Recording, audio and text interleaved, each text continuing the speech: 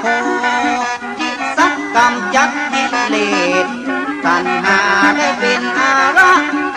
พันตาเป็นที่ผู้จาไว้กาพระสักบาลสมเลสเด็จการที่เจ็ดคือการมหาตุพามันยักมันลากตั้งสองนอน้อยคุ้มมันผ่านต้องละมา60โยชน์อย่างกับนักตูดฝ่าหารมาพักนอนรับกลางต่างหมอกตาวันมันคำมือ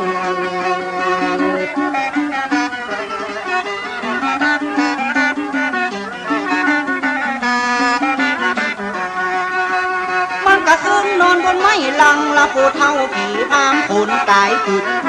มาจำผู้เท่าเงาเงือก็บ่เอ็นดูคุณหน้ามันมัดสองพุงมันไว้อย่างเปิ้นมัดหมูมัดมาเดิมมามีเตว่าตากะแหลงมาเป็นพ่อแม่อยากที่มัดแข้งมัดขาแต่ว่าดาก็ช่วยกันแค่แล้วว่าโอ้ยน้องลูกแม่ถ้าจะอีกหิวน้อยลาแล้วลวดอาบน้ำก่อนเข้านะคือสองนอนเน่าบุตรตาห้องเพลงว่าจะรับเนี่ยตึกนาเจ้าตุกว่าแม่ถึงบ่ไปไหนอุ้มใส่ใจ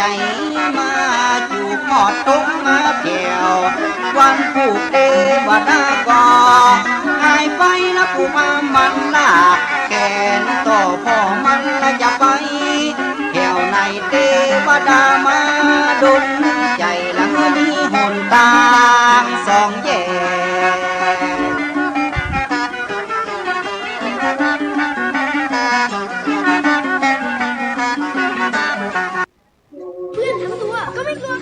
ใหม่ Protex Kids สบู่อาบสระอ่อนโยนต่อผิวไม่อ่อนโยนต่อแบคทีเรียมาพอปูพังละมันบุกมันตีกันหาจะลีหลังจนโกเทกมันได้ติงเจ็บติงเสพเราได้พายุทายาผู้พังใจบาปอยากยาลากซองนอลาบุตรตาเอาไปขีดมือมาลาพญาสนใจอยากมาลาผ่านไปคดีหน้าพับพาทำกลางเสนาอามาดเข้าหันผู้พามมันลากทั้งสองหนอน้อยผู้มันพญาสนใจจำได้แล้วว่าสองหนอไทยเป็นลานเลยไทยเอากับผู้พามมึงจะเอากี่ฟันกี่หมื่นเมื่อสองเราผู้ย่าหันหลังต่างปากันจุ่มชื่นร้านให้สะอึกสะอื้นตามความปิ่นมาเป็นไปแล้วกดเอาลานมาทุยลานอุ้ยบานานมาตายก่อนมันบาดตื้อกดมาอย่าฆ่าผู้ทำตายเต้นตื้อ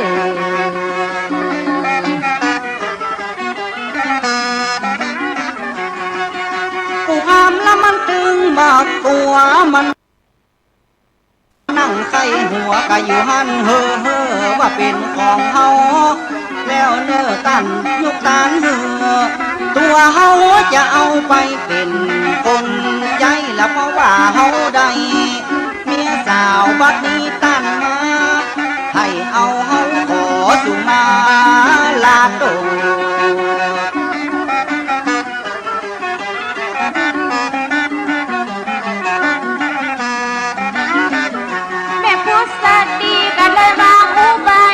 สาววางในจัดดาพันโตเพียมอาหารโบ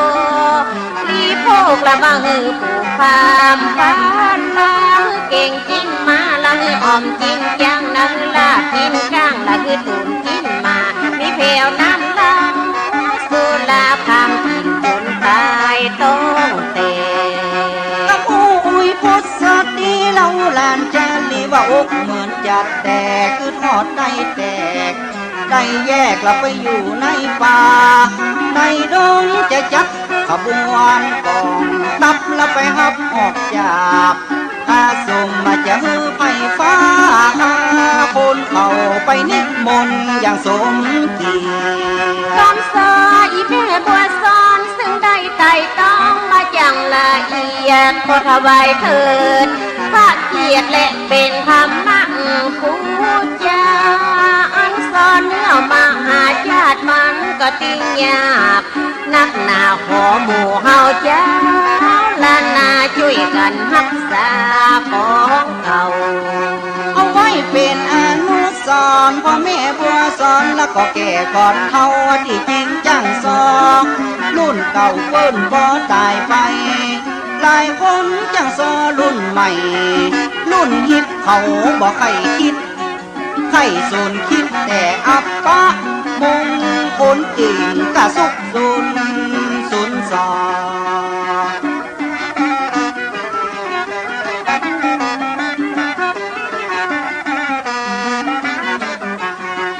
ใครเป็นละคนเนละคุณถึงละบ่มีบุญนาหุ่มมาห่อกันที่สิบสองมาต่อสักกะตีลุงเรื่องไรละได้จักกะบวนของทับละไปหับเจ้าเว้นเงาใส่ส่วนพ่อพายาสูนใจท่านคืออาภัยทุกสิ่ง กำนั้นละกษัตริย์ฟังงบปากันละสรุปแน่นิ่งปากันเต่าลุ่มผมจริงละบอกว่าไผ่ฟ้าถ้าคนละพระอินทร์ใดเนรับมิตรน้ำติบเพื่อกายเป็นฝนโบกพราพัดตกลงเหือทุกคน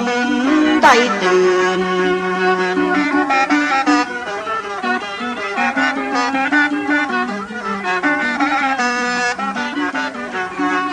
เสนาลามาตั้งหลายต่างก็มีใจจมมาชื่นนับประกันจัดทานดอกขึ้นนับไปขออาลาดท่านนาว่าขอพระองค์อาทรงดินท่านจงได้คิดเมตตาไฟผูกคอประชาเมืองกีตูดอนเหมือนเก่า ต่อไปละเป็นกันละกอนเฉลิมบัวสอนจะขอกล่าวย้ำเมื่อฮุกต้านเต้าจะออกจากป่าดงลีจำเป็นได้ลาละเทศสัมมนาพระลือสีพร้อมตึงแม่นางมัดสีจำเป็นต้องลาละเพ เจียมตัวและจะเข้าในเวียงเจ้าเมืองกะเกียมจัดขบวนพาเลทยัดเดินลำเป็นนาพิเศษนะพี่ถึงของดูริยาจัดเป็นของเกียรติยศนะมีแผ่วนักลบทหารนะมีแผ่วตำรวจตัวต่างบ่คือไผ่เตียวเขาออก อันสองสลับเส้นตางละประดับประดาละไปด้วยดวงดอกบางคนก็คัวเอาตอกไว้โปรยพระเวทสันดอนข้องเอากาบดอกมาแกะผมสูนละกะแจน้ำหอมละเอาโปรยพระเวทสันดอนละมากับขบวนแห่แห่ บางคนก็ห้องเพลงลำวงมาจับบางคนนะก็ห้องเป็นเลบางพ้องก็เอาโกงมาให้พ้องก็เอาเสมาลัวพ้องก็ฟ้อนตบบาปาพ้องก็ฟ้อนดาบคำหัวมูที่ถือพานดอกบัวโยกคือคนเขาคนแก่ ป้ากันจะร้องลำทำเพลงและเป็นที่ขึ้นเพลงสิ่งแส่บางคนก็เม่นขี้แห่เม่นแต่จุนปอ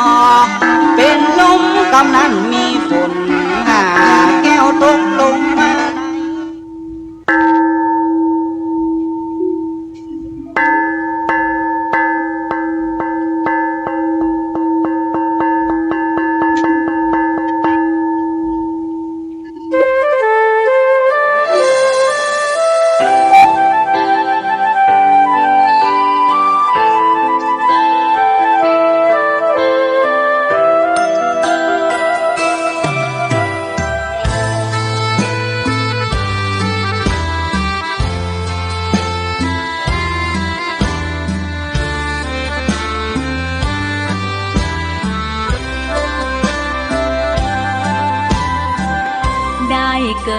เป็นคนนั้นยากจริงนะเพราะพุทธศาสนายิ่งแสนยากเย็นคนไทยโชคดีที่สุดแล้วมีแก้ว3 ดวงงามเด่นมีวัดซึ่งเป็นนาบุญยิ่งใหญ่มีศาสนาพุทธประจำชาติไทยอยากหล่ออยากสวยเราต้องรักษาศีลอยากมีอันจะกินต้องหมั่นทำบุญขอถวายความเคารพพระมหาเถรานุเถระครูบาอาจารย์เจ้าทั้งหลายจุตนจุองค์เจริญสุขเจริญธรรมจงได้บังเกิดมีแก่ท่านพุทธศาสนิกชนพุทธบริษัททั้งหลายที่ได้สดับรับฟังสาระธรรมธรรมะตังสถานีวิทยุคลื่น FM 104.50 เมกะเฮิรตซ์วิทยุธรรมะคณะสงฆ์จังหวัดเชียงใหม่วัดฝ่ายหินมหาวิทยาลัยเชียงใหม่ซึ่งมีท่านพระครูสมุวิสุวัตวรกิจโจเป็นผู้อำนวยการสถานีเจ้าอาวาสวัดฝ่ายหินกำกับดูแลส่งสัญญาณเครือข่ายไปทุกทิศทุกทางทั้งทีวีออนไลน์เพจเฟซบุ๊กวัดฝ่ายหินท่านพระครูสมุวิสุวัตวรกิจโจได้อำนวยความสะดวกให้กับพ่อแม่พี่น้องศรัทธาสาธุชนท่านผู้ฟังทั้งหลายได้สดับรับฟังตลอด24 ชั่วโมงเมื่อค่ำยามเย็นวันนี้ก็มาตกตาถึงเวลากาลของอัตมาภาพท่านพระครูปัญญาสังฆการหรือท่านพระครูพรหมินทร์เป็นผู้ช่วยเจ้าอาวาสวัดสลีโสดาพระอารามหลวงจังหวัดเชียงใหม่เป็น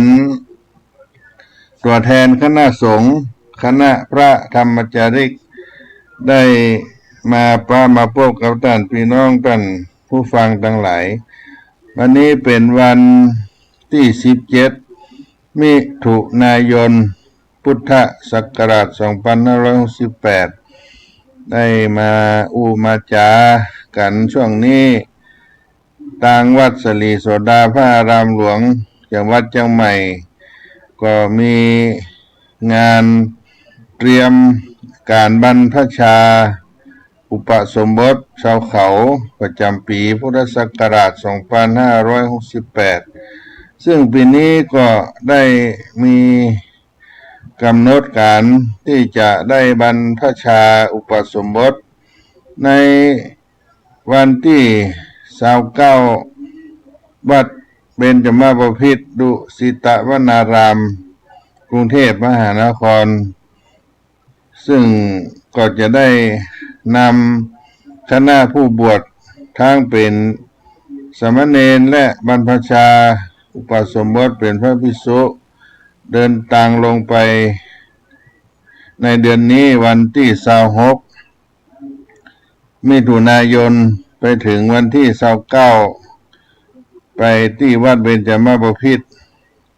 ซึ่งวัดเบญจมาบพิตรดุสิตวนารามเป็นวัดป่อวัดเครือข่ายเก้าเงาสมัยเจนมาเจ้าคุณสมเด็จพระพุทธชินวงศ์สุวรรณโชตมหาเถระได้ตั้งโครงการพระธรรมจาริกเมื่อปีพุทธศักราช 2508 เพื่อได้นำธรรมะขึ้นไปสู่พี่น้องชาวไทยภูเขาหรือว่าพี่น้องชาวเขาราษฎรบนพื้นที่สูงได้มีพระพุทธศาสนาเป็นที่ยึดเหนี่ยวในจิตใจได้นับถือพระพุทธศาสนาเป็นหลักธรรมนำชีวิตตั้งแต่ 2508 เป็นต้นมาแล้วก็ไปตั้งวัดพระธรรมจาริกอยู่ประจำหมู่บ้านเจ้าเขาในพวกพื้นที่ภาคเหนือ ภาคเหนือตอนบนภาคเหนือตอนล่างภาคกลางตอนบนรวมแล้วก็20จังหวัดที่มีหมู่บ้านเจ้าเขาอยู่เมื่อไปเผยแผ่พระพุทธศาสนาแล้วก็นำเอากุลบุตรลูกหลานได้เข้ามาสืบทายาทอายุพระพุทธศาสนาตั้งแต่ปี 2508 เป็นต้นมาก็ได้มีการบรรพชาอุปสมบทพระภิกษุสามเณรเจ้าเขาสืบทอดมาจนถึงปัจจุบันนี้ก็มีอายุได้60 ปีของการเผยแผ่งานพระพุทธศาสนาแก่พี่น้องเจ้าเขามาจนถึงทุกวันนี้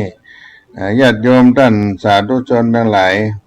การเผยแผ่งานพระพุทธศาสนาตั้งแต่อดีตมาจนถึงปัจจุบันนี้เป็นเวลาที่ยาวนานพอสมควร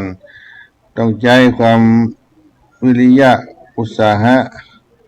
ขึ้นไปอยู่กับพี่น้องบนเขาบนดอยเอาธรรมะนั่นไปให้เพื่อนได้เข้าใจนอกจากธรรมะการเผยแผ่ธรรมของพระพุทธเจ้าแล้วก็ต้องได้ดูแลผอกอยในเรื่องสุขภาพอนามัยห่างไกลยาเสพติดเข้าไปสู่ชุมชนต่างๆมีหลากหลายนานานับประการก็นับว่าการเผยแผ่งานพี่น้องชาวไทยภูเขาของเรามาจนถึงทุกวันนี้ก็นับว่าเป็นเวลาที่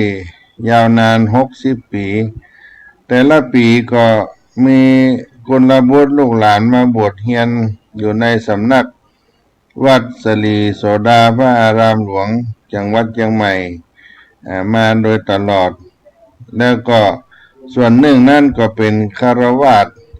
หมู่ฆราวาสญาติโยมฆราวาสที่มีโอกาสได้มาบวชศึกษาธรรมในช่วงเข้าพรรษาก็ดีหรือว่าช่วงระยะหนึ่งก็ดีก็จะมาบวชพร้อมกันมีจิตศรัทธาเลื่อมใสในพระพุทธศาสนาเกิดขึ้นแล้วก็ได้ถือว่าได้เข้ามาบวชในโครงการของพระธรรมจารีของเราที่นี่ในปีนี้ก็จะมีจำนวน173 รูปซึ่งเราก็เป็นปีที่ได้สมโภชความเจริญรุ่งเรืองของการเผยแผ่พระพุทธศาสนาอายุของพระธรรมจารีก็ครบ60 ปีดังที่ได้กล่าวไว้ตั้งแต่ปีพุทธศักราช 2508 เป็นต้นมาจนถึงปัจจุบันนี้ 2568 ก็มีอายุยาวนาน60 ปีก็มีการจัดนิทรรศการการเจริญพระพุทธมนต์สมโภชในช่วงเดือนเมษายนที่ผ่านมาณวัดสลีโสดาพระอารามหลวงจังหวัดเชียงใหม่ในวันที่10-11 เมษายนพุทธศักราช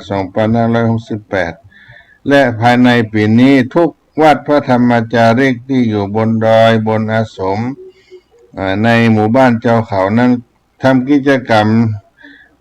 งานใดก็ถือว่าเป็นการสมโภชโครงการพระธรรมจารีครบ60 ปีในการเผยแผ่งานพระพุทธศาสนาแก่ชาวเขานอกจากนั้นแล้วก็ยังเป็นการสมโภชสถานที่ตั้งวัดสลีโสดาพระอารามหลวงแห่งนี้อายุครบ90 ปีในการเผยแผ่งานพระพุทธศาสนาวัดสลีโสดาเป็นวัดที่ครูบาเจ้าสลีวิจัยได้เป็นผู้นำสร้างถวายตั้งแต่ปีพุทธศักราช 2478 จนถึง 2568 ก็มีอายุได้ยืนยาวได้90 ปีและพร้อมกันนั้นพระเดชพระคุณพระธรรมวชิระโกศลหลวงปู่เจ้าวาดวัดสลีโสดาพระอารามหลวงนี้ก็มีอายุครบ90 ปีเช่นเดียวกันก็ถือเป็นการสมโภชทั้งหมดทั้งมวลนี้ในการเผยแผ่งานพระพุทธศาสนาดังนั้นในกิจกรรมปี 2568 ตลอดปีก็ถือเป็นโอกาสเฉลิมฉลอง ดังที่ได้กล่าวไปคือ1. สมโพธิโครงการพระธรรมจาริกครบรอบ60 ปีสมโพธิวัดสลีโสดาพระอารามหลวงครบอายุ90 ปี90 ปีอายุวัฒนมงคลพระธรรมวชิรโกศลเจ้าวาดวัดสลีโสดา60 ปีอนุสาวรีย์ครูบาเจ้าสลีวิจัยสถานที่ตั้งเผยแผ่งานพระพุทธศาสนาพี่น้องพระภิกษุสามเณรเจ้าเขาวัดสลีโสดาแห่งนี้แล้วก็ได้สร้างบันไดพญานาคตั้งขึ้นหลังอนุสาวรีย์ครูบาเจ้าสลีวิจัยขึ้นมาก็ถือโอกาสได้สมโภชในวันที่11 เมษายนและวันที่11 มิถุนายนวันเกิดครูบาเจ้าสลีวิจัยที่ผ่านมาบักกี่วันนี้เป็นการที่ได้มหาชนทั้งหลายได้รับทราบในการเผยแผ่งานพระพุทธศาสนาการทำกิจกรรมอันเกี่ยวเนื่องด้วยแก่พี่น้องชาวไทยภูเขาก็ดีแก่บ้านเมืองแก่พุทธศาสนาที่ได้มีวัดสลีโสดาพระอารามหลวงแห่งนี้เกิดขึ้นก็ด้วยบุญบารมีของครูบาเจ้าสลีวิจัยที่สำคัญนั้นก็มีศรัทธาสาธุชนพุทธศาสนิกชนทั้งหลายที่ได้มาอุปถัมภ์บำรุงให้ความเจริญรุ่งเรืองมาจนถึงปัจจุบันนี้ดังนั้นในปีนี้นอกจากได้สมโภชดังกล่าวก็ได้น้อมถวายเป็นพระราชกุศลแก่พระบาทสมเด็จพระวชิรเกล้าเจ้าอยู่หัวพระเจ้าอยู่หัวรัชกาลที่10ที่ได้เจริญพระชนพรรษาอายุในวันที่28 กรกฎาคม 2568 นี้ก็จะมีจำนวน173 รูปในการตั้งกำหนดจำนวนผู้บวชทั้งหมดทั้งมวลซึ่งก็ได้ทยอยกันเข้ามาอยู่วัดสลีโสดาพระอารามหลวงแล้วในปัจจุบันนี้ก็มีนักเรียนที่เป็นเยาวชนที่จะบวชเข้ามาห้ามมาเรียนแล้วก็ช่วงนี้เป็นการฝึกในการขอคำบรรพชาเป็นสามเณรพิธีกรรมที่จะกราบลาเจ้าคณะจังหวัดเจ้าคณะภาค7เจ้าคณะสังฆาธิการกราบลาท่านผู้ว่าราชการจังหวัดเชียงใหม่แล้วก็ลงไปกราบลารัฐมนตรีว่าการกระทรวงความมั่นคงของมนุษย์กราบลาประธานคณะพระธรรมจารีกซึ่งเป็นธรรมเนียมก่อนที่จะได้บรรพชาประสมบทเขาได้กราบขออนุญาตบิดามารดาญาติพี่น้องและผู้มีพระคุณผู้รักผู้ใหญ่ในบ้านในเมืองซึ่งโครงการของเขานี้ก็มีมูลนิธิเผยแพร่พุทธศาสนาแก่ชนถิ่นกันดารในพระราชูปถัมภ์สมเด็จพระศรีนครินทราบรมราชชนนีและกรมพัฒนาสังคมและสวัสดิการกระทรวงพัฒนาสังคมและความมั่นคงของมนุษย์เป็นผู้ได้สนับสนุนกิจกรรมจัดงานนี้มาเป็นระยะเวลา60 ปีพร้อมเพรียงกันในการเผยแผ่งานพระพุทธศาสนาแห่งนี้ดังนั้นพ่อแม่พี่น้องศรัทธาญาติโยมพระภิกษุสามเณรที่ได้มาศึกษาเราเรียนอยู่ที่วัดสลีโสดาพระอารามหลวงแห่งนี้ก็ล้วนแล้วแต่เกิดขึ้นมาจากการได้ไปเผยแผ่พระพุทธศาสนาแก่พี่น้องชาวไทยราษฎรชาวเขาบนพื้นที่สูงทั้งนั้นเพราะว่าการทำกิจกรรมต่างๆก็ได้นำเอาราษฎรพื้นที่สูงได้ลงมาร่วมมาประพฤติปฏิบัติกิจกรรมให้มหาชนทั้งหลายได้หันทั้งวัฒนธรรมแต่ละชนเผ่าตั้งแต่กะเหรี่ยงมงเยามูเซอร์ลีซออาคาอีกก็ไทยใหญ่ไทยน้อยขมุถิ่นลั่วประลองตองสู้อันนี้ก็เป็น ชนเผ่าที่อยู่ในชาติพันธุ์ต่างๆที่ได้ร่วมงานทำงานกันมาตลอดระยะเวลาดังนั้นการที่จะได้ทำบุญทำกุศลก็มีกิจกรรมที่จะได้ทำเป็นช่วงเป็นระยะช่วงต้นนี้ก็มีการอบรมบรรพชาการขอบรรพชาการขออุปสมบทเตรียมพร้อมในมารยาทในการที่จะต้องเข้าพิธีบวชพิธีกลับลาอะไรต่างๆนมนต์นี่เข้าที่เข้าทางเป็นที่เป็นทางกับสำหรับผู้บวชก็ดีและส่วนผู้บวชนั้นก็มีบุญมีโอกาสที่ได้บวชส่วนศรัทธาญาติโยมทั้งหลายก็มีโอกาสที่จะได้มาเป็นผู้ประถมเป็นเจ้าภาพร่วมด้วยช่วยกันให้พลังแห่งความรุ่งเรืองในทางพระพุทธศาสนา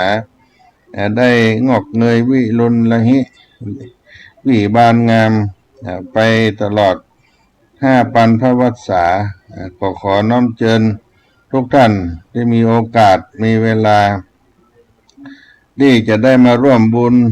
ทำบุญกุศลถวายบาตรถวายผ้าไตรถวายปัจจัยส่วนมากก็จะได้เชิญชวนให้ญาติโยมได้ถวายเป็นปัจจัยซึ่งเราจะได้เอาปัจจัยนั้นมารวมกันจัดซื้อผ้าไตรจีวรบาตรและก็เครื่องอัฐบริขารซึ่งแต่ละ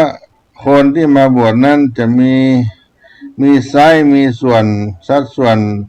ตัวตนบางคนก็ต่ำบางคนก็สูงบางคนก็ตุ้ยบางคนก็ผอมบางคนก็มีร่างกายแตกต่างกันไปแต่อันนี้เป็นเครื่องบริขารในด้านผ้าไตรก็จะต้องจัดซื้อให้ได้สัดส่วนตามจำนวนถ้ามีคนที่สูงร่างกายไล่เรียกกัน165 เซนก็จะจัดซื้อผ้าไตรไปตามความสูงตามไซส์ของคนบวชสูงขึ้นไป170 180ก็จัดไปตามไซส์ของผู้บวชจำนวนที่จะได้เข้ามาบวชปัจจัยทั้งมวลนี้ก็จะนำเอาไปจัดไปทำผ้าไตรจีวรไปจัดซื้อบาตรอัฐบริขารนอกจากนั้นแล้วก็จะต้องเตรียมเรื่องอาหารการกินเรื่องภัตตาหารน้ำปานะในการจัดงานวันบวชปัจจัยทั้งหลายมูลนี้ก็จะได้เอามารวบรวมเฉลี่ยจัดเป็นหมวดเป็นหมู่ให้ได้ครบตามจำนวนเพื่อว่าให้ได้ขาดได้ตกได้เหลือดังนั้นก็ประกาศเป็นสากลส่วนรวมว่าการบรรพชาอุปสมบทนี้ก็จะตกในรูปละ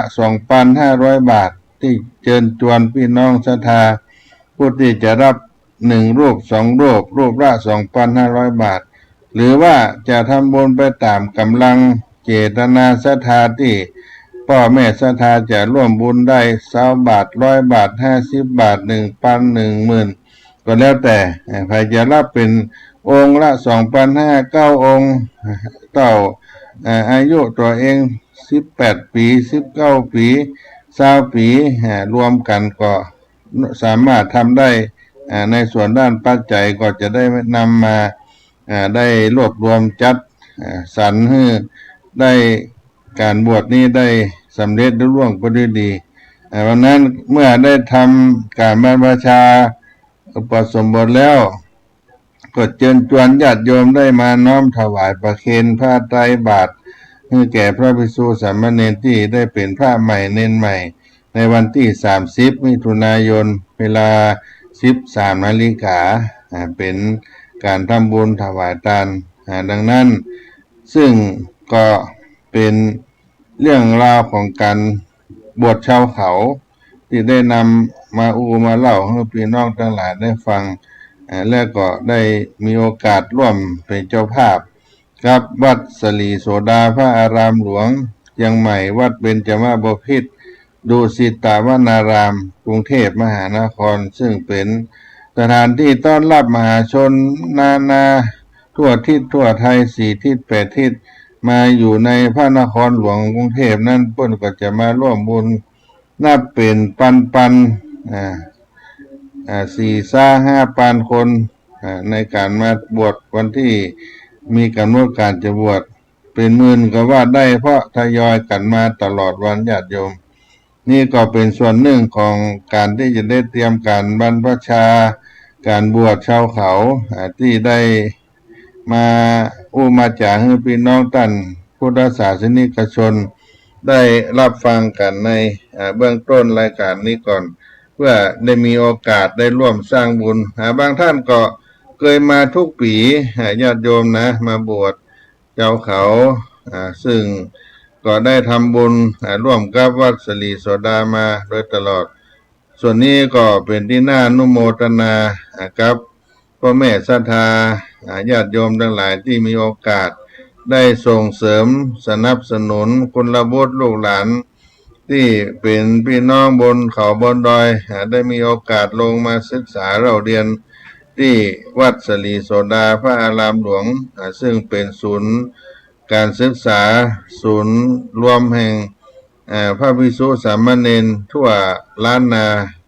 ได้มาจำพรรษาอยู่ที่นี่ก็บอกบุญกันไว้ในต้นรายการนี้ก่อนเนาะก็พักกันสักกรรมก่อนเนาะฟังคีตธรรมของรายการได้มอบปันให้ท่านผู้ฟังในสาระธรรมเสียงธรรมวัดสลีโสดาพระธรรมจาริกนะเมื่อค่ำยามเย็นวันนี้เนาะ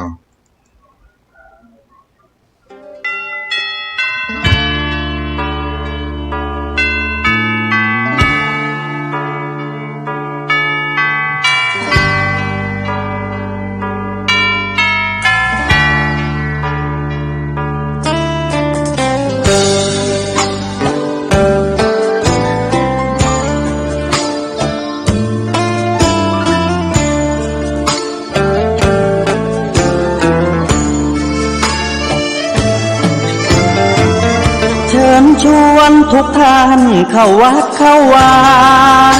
ฟังธรรมะจากหลวงตาเสริมชีวาให้สุขสดใสยึดมั่นหลักธรรมคำสอนไว้ให้ขึ้นใจความดีรีบทำกันไว้หญิงชายอย่าได้นายนี้เชิญชวนทุกท่านเข้าวัดเข้าวาทำบุญด้วยจิตศรัทธาบุญพาให้เราสุขีจะทำการใดนำใช้ในสิ่งดีทำบุญให้ทานวันนี้ไม่มีใครว่าใครชังสมัยก่อนประทับใจปู่ย่าตายายวันพระไม่เคยเบื่อหน่ายจำได้ไม่ลืมสักครั้งเหตุใดวันนี้มีคนเข้าวัดน้อยจังอยากให้เหมือนก่อนอีกครั้งฝากความหวังกับคนรุ่นใหม่เชิญชวนทุกท่านเข้าวัดเข้าวารับศีลรับพรหลวงตาเสริมคุณค่าให้กับจิตใจกระทำความดีเรื่องนี้ไม่ต้องอายใครว่างจากการงานเมื่อใดเชิญชวนท่านไปทำบุญ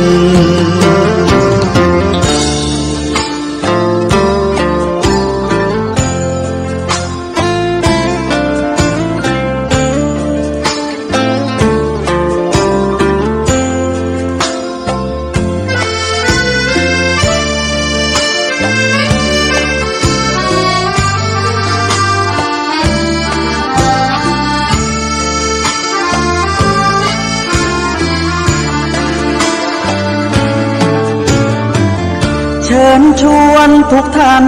เข้าวัดเข้าวารับศีลรับพรหลวงตา เสริมคุณค่าให้กับจิตใจ กระทำความดีเรื่องนี้ไม่ต้องอายใครว่างจากการงานเมื่อใดเชิญชวนท่านไปทำบุญกระทำความดีเรื่องนี้ไม่ต้องอายใครฝากเพลงเชิญชวนหญิงชายอย่าอายเรื่องการทำบุญ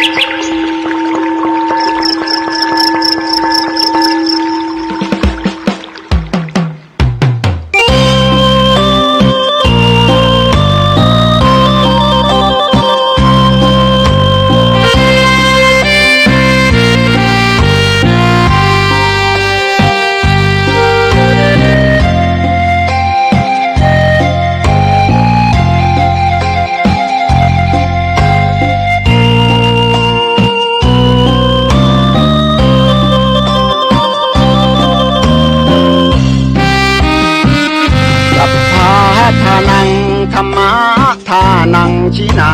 ติภาษาบาลีที่พุทธองค์ท่านทรงตรัสสอนการให้ธรรมะชนะการให้จงได้สังวรให้ทราบภายในชะล้างจิตใจให้คำสั่งสอนธรรมะจะช่วยกัดกร่อนนิวรณ์จะได้เบาบางสัพพะทานังธรรมะทานังชินาติได้ฟังคำนี้ท่านทรงบ่งชี้หนึ่งไม่มีสองให้ทำเป็นทานสารต่อปัญญานำพาแสงส่องแสงธรรมชี้นำถูกต้องรับรองท่านต้องสุขใจ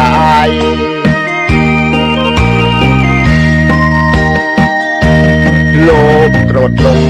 ปลงเสียบ้างมาสร้างกุศลอย่าหลงวังวนคิดสร้างกุศลผลบุญยิ่งใหญ่ร่ำรวยล้นฟ้าจำไว้เถิดว่าไม่ช้าต้องตายศีลธรรมชี้นำสุขใจยามตายจะได้หลับตา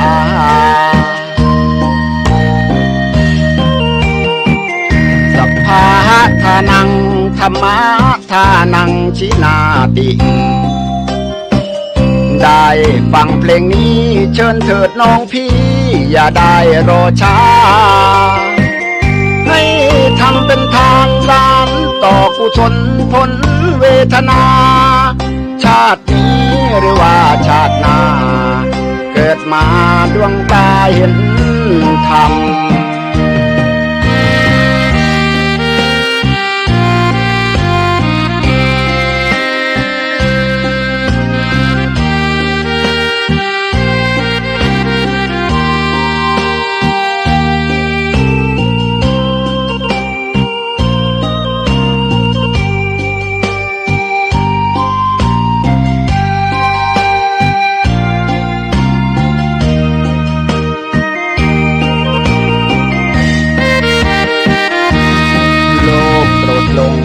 ปลงเสียบ้างมาสร้างกุศล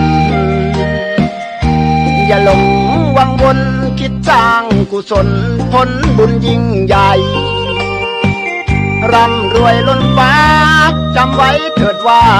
ไม่ช้าต้องตายศีลธรรมชี้นำสุขใจยามตายจะได้หลับตา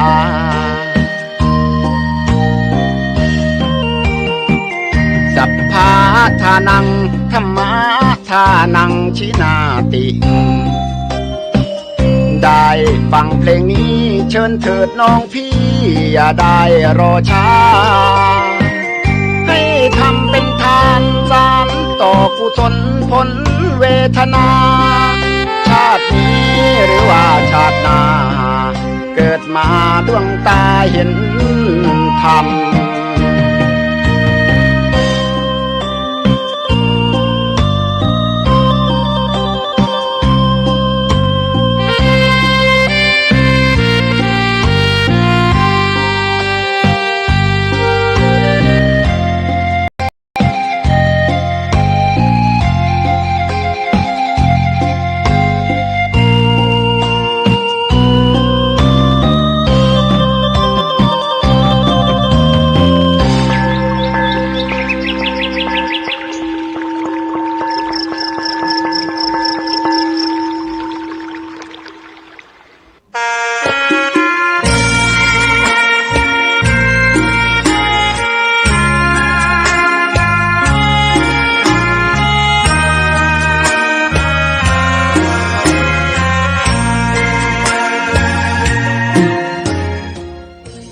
มาถึงช่วงที่สองในสาระธรรมเสียงธรรมวัดสลีโสดาพระอารามหลวงจังหวัดเชียงใหม่ที่ท่านสาธุชนพุทธบริษัททั้งหลายได้สดับรับฟังอาตมาภาพได้มาดำเนินรายการในวันนี้ก็ขอประชาสัมพันธ์ในการบวชพี่น้องเจ้าเขาในปี2568ในปีนี้เชิญชวนพระแม่ศรัทธาสาธุชนได้มาร่วมเป็นเจ้าภาพในการบวชเจ้าเขาร่วมกับโครงการพระธรรมจาริกวัดสลีโสดาพระอารามหลวงจังหวัดเชียงใหม่เพื่อถวายเป็นพระราชกุศลในพระบาทสมเด็จพระเจ้าอยู่หัวและสมโภชโครงการพระธรรมจาริก60 ปีสมโภช90 ปีวัดสลีโสดาพระอารามหลวงสมโภชอายุวัฒนมงคล90 ปีพระธรรมวชิราโกศลสมโภชอนุสาวรีย์ครูบาเจ้าสลีวิจัยวัดสลีโสดาครบรอบ60 ปีในการตั้งอนุสาวรีย์และก็เป็นการบวชสืบทอดอายุพระพุทธศาสนาแก่พี่น้องราษฎรบนพื้นที่สูงขอประชาสัมพันธ์นี้บอกบุญให้กับพ่อแม่พี่น้องศรัทธาได้มีโอกาสได้มาร่วมกินร่วมทานด้วยกันซึ่งการเผยแผ่งานพระพุทธศาสนาแก่ชาวเขานี้ก็ย่อมจะทำให้พระพุทธศาสนาเฮาได้เจริญรุ่งเรืองได้มีผู้สืบทอดอายุพระพุทธศาสนามากขึ้นและพระพุทธศาสนาของเฮานั้นก็มีพุทธบริษัทตั้งหลายได้เป็นผู้อุปถัมภ์บำรุงเป็นผู้ที่จะต้องช่วยกันสืบอายุพระพุทธศาสนาให้การรุ่งเรืองก็ด้วยอานิสงส์การค้ำชูอุดหนุนของศรัทธาญาติโยมตั้งหลายที่มีโอกาสที่จะได้มาสนับสนุนให้งานการพระพุทธศาสนาได้การรุ่งเรืองไปชั่วกีฬาการเจ้าภาพได้อุปถัมภ์ได้บวชพระภิกษุสามเณรก็มีอานิสงส์ที่จะเกิดขึ้นกับผู้เป็นเจ้าภาพในการบวชพระบวชเณรอานิสงส์การเป็นเจ้าภาพบรรพชาอุปสมบท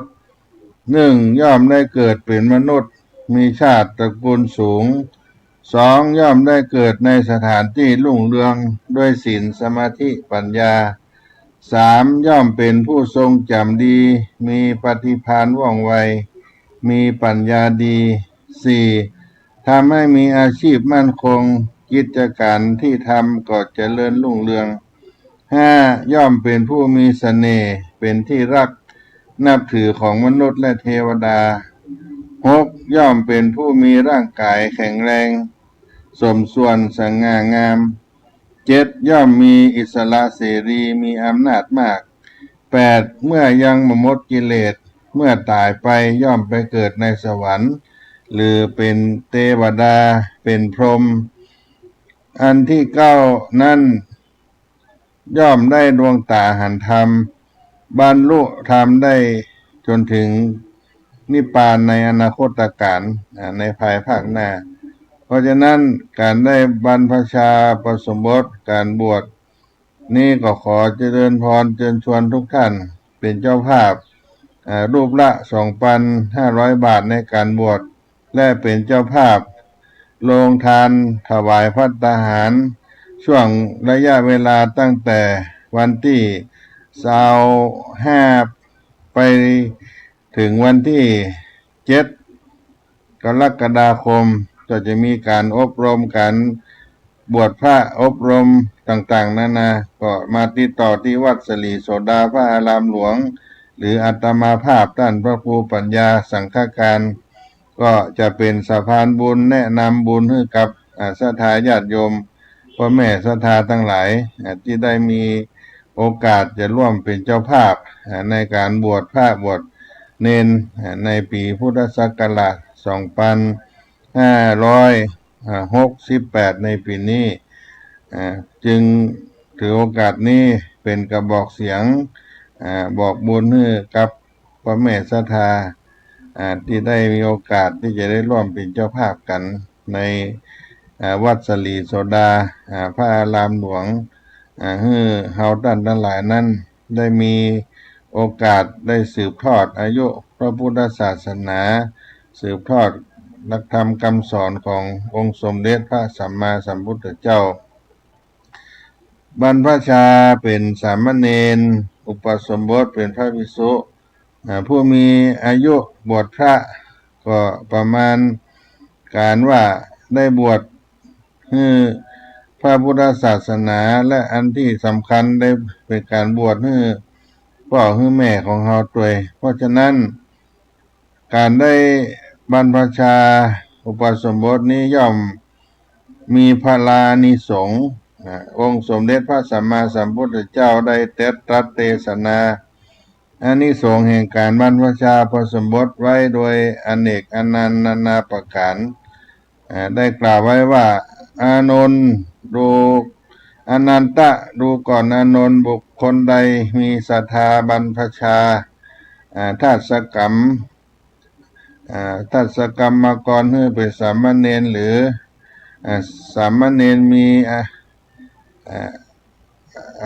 บุคคลดูก่อนอานนท์บุคคลใดมีศรัทธาบรรพชาทาสกรรมกรให้เป็นสามเณรหรือบวชเณรนั้นมีอานิสงส์สี่กัปบวชเป็นภิกษุณีมีอานิสงส์8กัปถ้าอุปสมบทจะได้รับอานิสงส์16กัปหากอุปสมบทได้อานิสงส์32กัปถ้าอุปสมบทตนเองในพระพุทธศาสนาด้วยศรัทธาเลื่อมใสก็จะได้อานิสงส์ถึง64กัปบุคคลใดได้บรรพชาบุตรตนก็ดีบุตรของผู้อื่นก็ดีก็จะไม่ไปสู่อบายภูมิแล้วพระองค์ก็ตรัสอีกว่าดูก่อนอานนท์ดังจะเห็นได้จากผู้หญิงผู้หนึ่งมีบุตรอยู่คนเดียวบุตรชายเขาไปขอบวชมารดาก็บ่ได้บวชบุตรชายจึงหนีไปบวชมารดาบ่ให้บวชลูกชายจึงหนีไปบวชและเมื่ออยู่มาวันหนึ่งมารดาของสามเณรนั้นออกจากบ้านไปแต่เช้าเพื่อจะแสวงหาฟืนมารดาสามเณรขั้นหาฟืนได้พอสมควรแล้วก็กลับบ้านพอมาถึงระหว่างทางก็ได้พักอยู่ใต้ไม้ใหญ่ไม้หลวงแห่งนั้น ก็นอนพักรับไปได้นิมิตฝันไปว่ามีพญายมราชมาถามว่าดูก่อนผู้หญิงคนนี้เธอได้ทำบุญหรือว่าบ่ได้ทำบุญมาโดยประการใดแม่ของสามเณรนั้นก็ตอบว่าถ้าพระเจ้าบ่ได้กระทำบุญอย่างใดเลยพญายมราชทราบแล้วก็จับเอาแม่หญิงนั้นไปสู่นรกและได้หั่นเปลวไฟมรรกพลุกพล่านขึ้นก็ถามยมราชว่าอันไฟแดงเหลืองอารามอย่างนี้เป็นอย่างใดพญายมราชก็ว่าไฟที่มันพุกเพลิงเหลืองอารามในมรรคเนี่ยเป็นไฟนรกเมื่อยิงเพื่อเป็นแม่สามเณรนั้นก็บอกว่าเหมือนกับผ้าจีวรของลูกของข้าเจ้าที่ได้บวชเป็นสามเณรนั่นแหละตั้งแต่นั้นนางก็เลื่อมใสในพระพุทธศาสนาเข้าปฏิบัติดูแลลูกของนางที่เป็นสามเณรบ่ได้ขาดจนนางได้เสี่ยงชีวิตไปก็ได้ไปเกิดในบนสวรรค์จันทร์ฟ้าก็มันเกิดขึ้นในอานิสงส์ของทำอานิสงส์บวชที่คนต่างเหนือเขานั้นได้มีการบวชการบรรพชาแล้วก็จะได้เทศนาธรรมนี้เกิดขึ้นให้กับญาติโยมทั้งหลายได้ฟังอานิสงส์การบวชอันที่หนึ่งนั่นเป็นประโยชน์อานิสงส์ที่ผู้บวชจะได้รับอย่างหนึ่งสองอานิสงส์ที่จะเกิดขึ้นกับพ่อกับแม่ประการหนึ่งสามประโยชน์ที่เพื่อนมนุษย์สัตว์โลกทั้งหลายจะได้พึงได้รับตลอดจนศาสนาจะพึงได้รับร่วมกันนี้อีกประการหนึ่งอานิสงส์ที่หนึ่งที่ว่าในส่วนตัวผู้บวชเขานั้นจะต้องได้รับของใหม่สิ่งใหม่ๆเข้าในชีวิตศึกษาปฏิบัติในการบวชการบรรพชาและได้ผลดีในที่สุดถ้าได้เข้าอยู่ในร่วมกาสาวพัสได้ไปยาวนานก็จะถึงความพ้นทุกข์ไปได้สองจะเกิดขึ้นกับมารดาบิดากับพ่อกับแม่เป็นผู้ที่ได้รับอานิสงส์ของลูกโดยตรงซึ่งบิดามารดานั้นเป็นผู้ให้กำเนิดเป็นผู้ให้ชีวิตของเราได้บวชสำเร็จเสร็จสิ้นมาได้อานิสงส์ก็เกิดขึ้นกับพ่อกับแม่เราในขณะนั้นสามก็ได้แก่พระพุทธศาสนาซึ่งจะได้สืบทอดอายุพระพุทธศาสนาให้เจริญรุ่งเรืองสืบไปตราบนานเท่านานถ้าเราได้บวชแล้วก็มาศึกษาเล่าเรียนในปริยัติปฏิบัติปฏิเวทในครับทำคำสอนของพุทธศาสนาจะสั้นจะยาวประการใด1 พรรษา1 ปี2 ปี3 ปีก็แล้วแต่5 วัน10 วัน12 อาทิตย์3 อาทิตย์ก็ถือว่าได้มาศึกษาได้มาใช้ชีวิตในพระพุทธศาสนาเพราะฉะนั้นอานิสงส์ก็เกิดขึ้นกับผู้บวชดังกล่าวและก็พ่อแม่แก่พระพุทธศาสนาให้ได้เจริญรุ่งเรืองได้สืบอายุพุทธศาสนานั้นเป็นหลักสำคัญพ่อแม่ศรัทธาทั้งหลายที่เคยมาร่วมบวชร่วมบุญกับวัดสลีโสดาพระอารามหลวงก็คงจะหันว่าพี่น้องเจ้าเขาที่ได้มาบวชที่นี่ก็มาอยู่จำพรรษาอยู่วัดศรีโสดาทุกเช้าหลังจากได้บวชได้เข้าเรียนแล้วก็จะออกบิณฑบาตที่วัดศรีโสดานี่ลงไปอนุสาวรีย์ครูบาเจ้าศรีวิจัยไปถึงหน้ามหาวิทยาลัยเชียงใหม่ก็จะมีญาติโยมมาใส่บาตรใส่ทำบุญตักบาตรกันตลอดทุกเช้าไม่มีวันขาดอันนี้ก็ถือว่าได้เป็นผู้อุปถัมภ์ในการบวชเป็นอย่างยิ่งที่เราจะหันได้ทุกเช้าที่วัดศรีโสดาพระอารามหลวงนี่ลงไปบนทั้งหลายญาติโยมที่มีโอกาสได้มีลูกปัจจัยได้บวชเป็นพระก็สามารถ ได้มาร่วมบุญบวชพระบวชที่วัดศรีโสดานี้ได้ได้มาประสานงานมาติดต่อหรือจะมาติดต่อที่ตัวอาตมาพระครูปัญญาสังฆการนี่ก็เป็นผู้บริหารผู้จัดการทำบุญทำงานการบวชนี้ก็จะได้แนะนำให้ท่านทั้งหลายทุกวันนี้ก็มีการรับบริจาคตั้งแต่8 โมงเช้าไปถึง4 โมงเย็นที่พระอุโบสถจันทร์ที่1ของวัดศรีโสดาพระอารามหลวงก็มีเจ้าหน้าที่ทางศูนย์พัฒนาราษฎรม้วนที่สูงอย่างวัดเชียงใหม่ได้มาบริการได้มาอำนวยความสะดวกถ้าหากท่านมาทำบุญก็จะได้มาถวายผ้าไตรบาตรที่เป็นการอธิษฐานและก็ถวายปัจจัยเข้ากองทุนการบรรพชาอุปสมบทในปี 2568 นี้ขอใจกับบอกเสียงนี้บอกบุญบอกกุศลให้กับญาติโยมได้มีโอกาสมาร่วมสร้างบารมีครับวัดศรีโสดาพระอารามหลวงจังหวัดเชียงใหม่ได้กินได้ทานด้วยกันได้มาร่วมบุญกุศลครับโครงการพระธรรมจาริกในวัดศรีโสดาพระอารามหลวงช่วงนี้ก็มีการอบรมการท่องคำบรรพชาในช่วงบ่ายโมงถึง4 โมงทุก